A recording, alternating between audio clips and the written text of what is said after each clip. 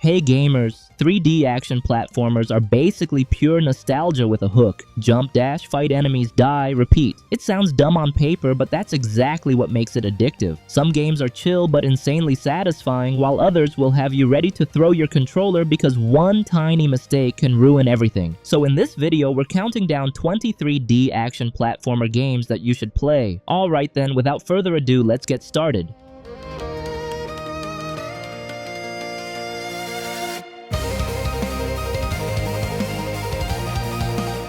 Start with the list. We have the Knightling. This game seriously feels like a lost PS2 or GameCube game that somehow got released in modern times. The vibe is colorful, lighthearted, and focused on classic adventure elements like exploration, puzzles, platforming, and combat. You play as this tiny knight dude armed with a living shield called Magnastigo, and pretty much the entire gameplay revolves around it. The shield isn't just for blocking either. You use it for mobility, parries, traversal, and even solving puzzles. So yeah, this isn't just some run and jump platformer. It's got that old school adventure energy that a lot of modern games kind of forgot how to do.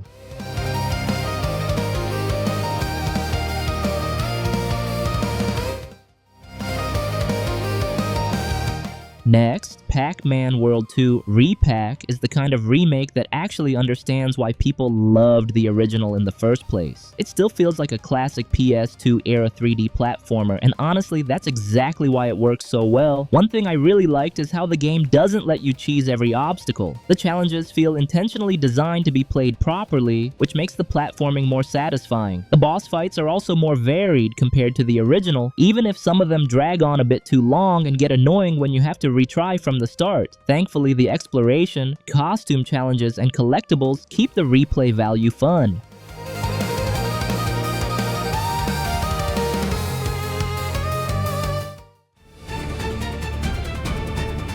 Super Meat Boy 3D proves that the original game's insanely fast platforming formula can actually work in 3D, even if it's still kinda rough around the edges. At its core, it's still the same game. Short levels, deadly obstacles, precise movement, and instant respawns that make the whole die and retry loop ridiculously addictive. Meat Boy still feels fast and super responsive, and the new air dash helps a ton when correcting jumps mid-air. A lot of deaths don't happen because of bad timing, but because it's hard to judge distance or line up jumps properly on narrow platforms. The level design stays varied and keeps throwing new gimmicks at you, so the gameplay never feels stale. For hardcore platformer fans, this is still a pretty damn solid 3D experiment and a genuinely fun time.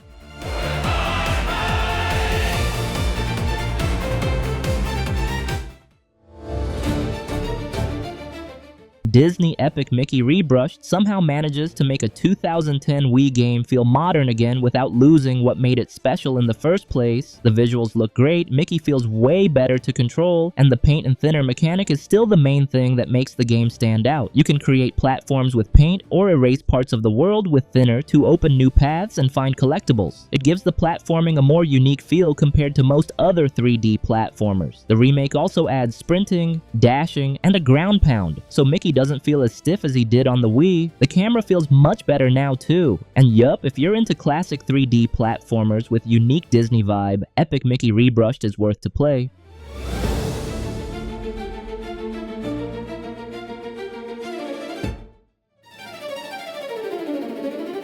Haste has a really strong platformer foundation. Its whole focus is built around speed, momentum, and movement that constantly make you want to keep pushing forward while maintaining your flow through every level. It brings back that feeling of why fast-paced Sonic platformers used to feel so damn fun. When the gameplay clicks, Haste feels incredibly satisfying. Sliding down hills, chaining speed together while heavy electronic music kicks in makes the platforming weirdly addictive. One thing that feels especially good is how important landing properly is. The smoother your landing, the better your momentum stays, and your hoverboard meter fills up faster too. Because of that, the gameplay flow almost never stops.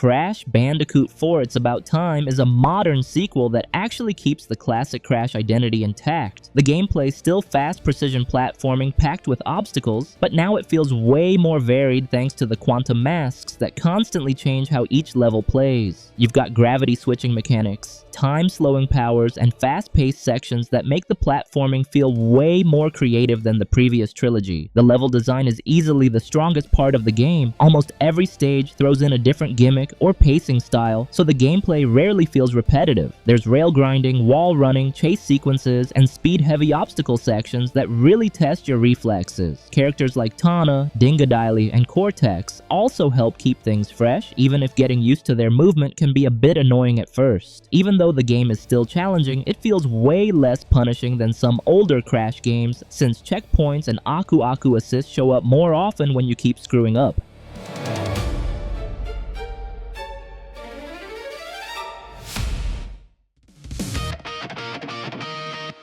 Sackboy, A Big Adventure, ends up being a much more focused Little Big Planet spin-off, turning the series into a linear 3D platformer without the level creator stuff from the older games. The gameplay is classic platformer material, jumping around, collecting items, grabbing orbs to unlock new stages, and smacking enemies with slaps or stomps. There's also some extra mechanics like grappling hooks, boomerangs, and hover boots that help keep the gameplay from getting stale. The level design has a decent amount of variety too, with auto-scrolling stages, light puzzles, chase sections, and rhythm levels synced to music.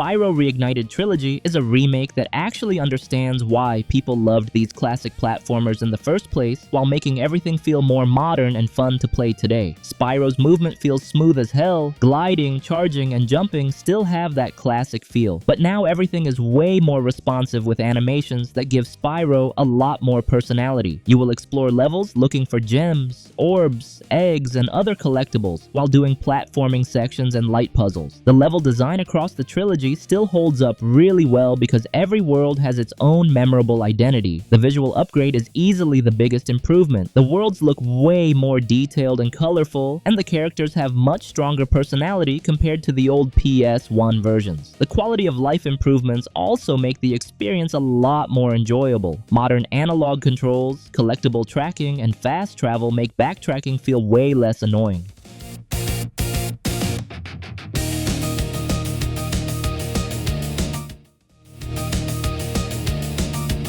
Kirby and the Forgotten Land ended up being one of the freshest games in the Kirby franchise because it finally pushed the series into full 3D platforming without losing its chill identity. The gameplay still focuses on platforming, exploration, collectibles, and Kirby's classic copy abilities, but now the levels feel way more alive and varied. Copy abilities are still the main attraction. Kirby can inhale enemies to steal skills like Sword, Ranger, and Bomb, and now those abilities can be upgraded into stronger and cooler versions. Combat also feels more active thanks to the dodge mechanic during boss fights. Mouthful mode is easily the most memorable addition. Kirby can stretch himself over stuff like traffic cones, vending machines, cars, and other ridiculous objects for puzzles and traversal. It's dumb in the funniest way possible, but it actually makes the gameplay feel more creative and varied.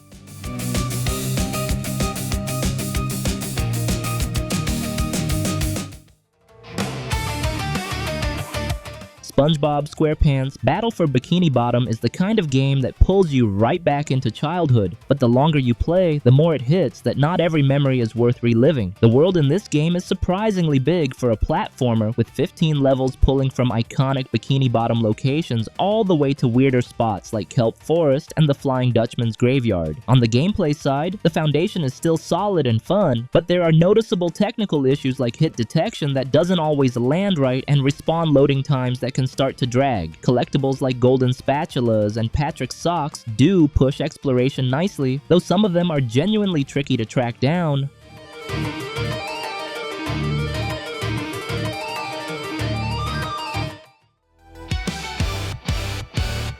A Hat in Time is a 3D platformer that's all about exploring worlds, jumping around, and collecting stuff across colorful levels packed with weird but memorable characters. Think of it like stepping into a cartoon universe where you play as Hat Kid, a small kid who gets stranded across different planets. The main goal is simple: collect time pieces so you can keep moving forward, but how you actually get them is where the game shines. The gameplay isn't some hardcore, overly serious grind. It's chill, creative, and exploration heavy. heavy. You're running, jumping, and using different abilities from the hats she wears. Yeah, the hats actually give you different powers, and you're often figuring out your own path to complete objectives instead of being forced down one route. The tone is packed with weird humor, strange but likable characters, and the worlds that feel alive even with their cartoonish style. In terms of feel, people often compare it to classic PS2 era platformers like Super Mario Sunshine or Banjo-Kazooie, but with a more modern twist and a more internet era kind of humor.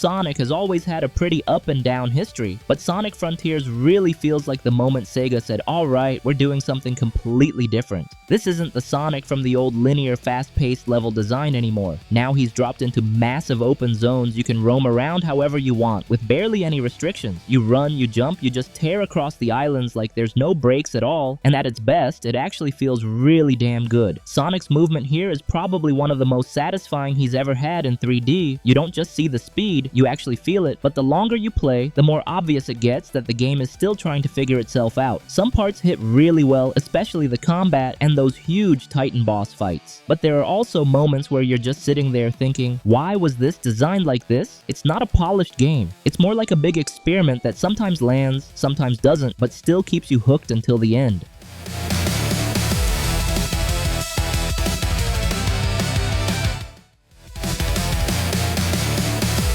Ratchet and Clank is basically one of Sony's most important and well-loved game series. Ever since it first dropped on the PS2 back in 2002, it's kept getting sequels across pretty much every PlayStation generation. The gameplay is a mix of 3D platforming and third-person shooting, and yeah, that combo has clearly held up really well over the years. It just works. The weapon variety is a major highlight, with each tool serving a different purpose and pushing you to constantly adjust your approach. That keeps combat active and prevents it from feeling repetitive or stale. The strongest part is definitely the visuals and world design. The dimension shifting also plays a big role in keeping everything feeling connected. It helps exploration flow smoothly without interruptions that break the pacing, making transitions between areas feel seamless instead of clunky. Yeah, in my opinion, this game really shows its quality as one of the more solid modern action platformers out there.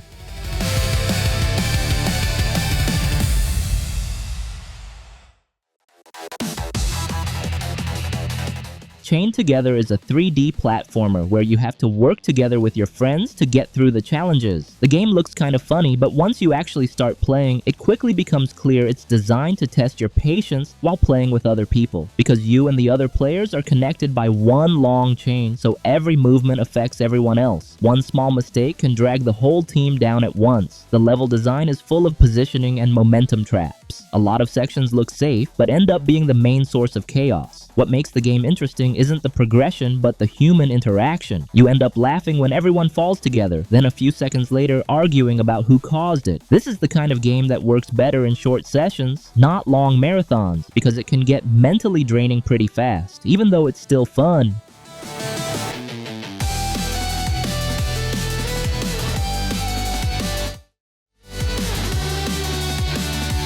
It takes two focuses on a co-op experience between May and Cody, a couple going through a rough patch who suddenly get turned tiny and pushed into a journey through weird, constantly fresh ideas in every area. Yeah, this is one of those 3D platformers that's way more fun when you've got two players. Trust me on that. The gameplay is the main hook, because almost every section throws a new mechanic at you. You don't stay in one style for long. One level might start as a co-op puzzle, then shift into platforming action, then suddenly turn into a minigame with completely different rules. That constant switch keeps the pacing fresh the whole time. A lot of the failed moments aren't because the game is hard, but because timing or communication between players just doesn't line up, which honestly makes everything feel more alive and chaotic in a good way.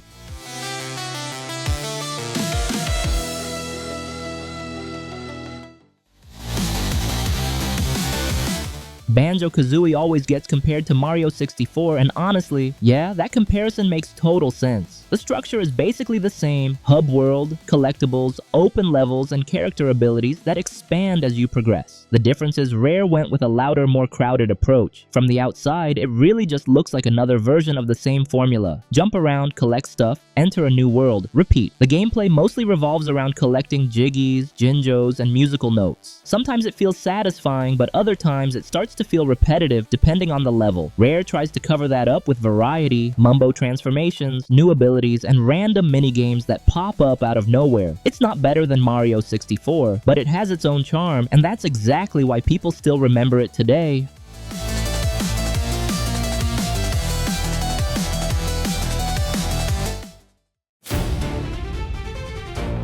Donkey Kong Bonanza comes in with big ambition, building a 3D world where almost everything can be destroyed while still feeling structured. On paper, that sounds like a breakthrough, and the game offers something different from Nintendo's usual platformer formula. The destruction system adds freedom and gives multiple ways to approach puzzles and situations. Transformation abilities open up creative options and keep momentum strong. The world design is strong, each layer has a clear visual and mechanical identity, so exploration never feels repetitive. The progression structure stays steady and accessible, boss fights look great and make strong use of skills and transformations. With more intensity in the late game, DK's controls feel solid. Throwing, jumping, and interacting with the environment respond smoothly, even during heavy destruction.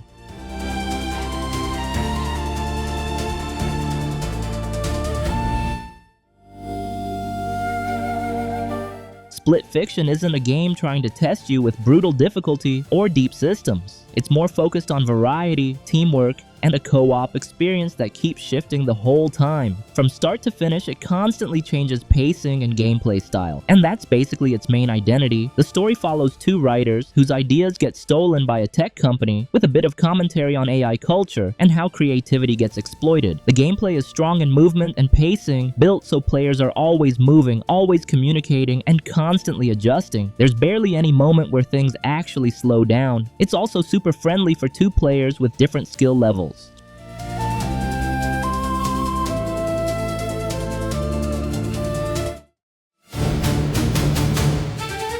Astro Bot is one of Sony's most serious attempts to build a modern mascot platformer, and the result is pretty convincing. What makes it addictive isn't just the gameplay, but how the game keeps throwing new ideas at you without ever giving you time to sit still. Sometimes it's absurd, sometimes it's creative, and sometimes it even makes you laugh. The character controls also feel really good. Astro's movement is light but still precise, so jumping and platforming feels smooth without turning frustrating. The DualSense features aren't just for show. The vibrations, triggers, and small controller effects make the game world feel a lot more close and tangible. The game doesn't try to be huge or overly complex, but that simplicity mixed with constantly shifting creativity is what makes Astro Bot stick in your head. At the end of the day, this is a game that clearly knows what it wants: to keep you entertained without stress.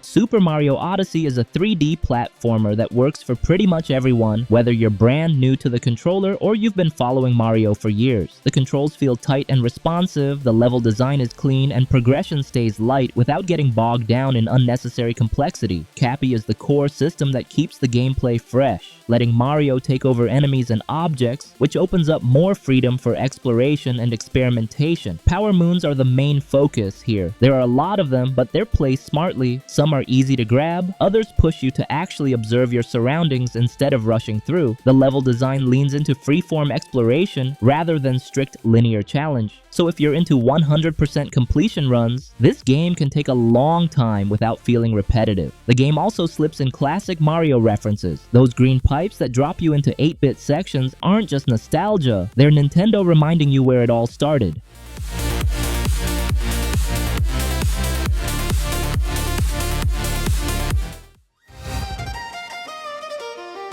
And that's it for today. Those were lists the top 3 best action platformer games that you should play. Got a hidden gem I didn't mention? Let me know in the comments below. And if you enjoyed this video or discovered a new title to add to your collection, feel free to like, subscribe, and turn on notifications so you'll never miss future content. Once again, if you want to buy games with cheap price, the link in the description, okay? So thank you for watching, and see you in the next video.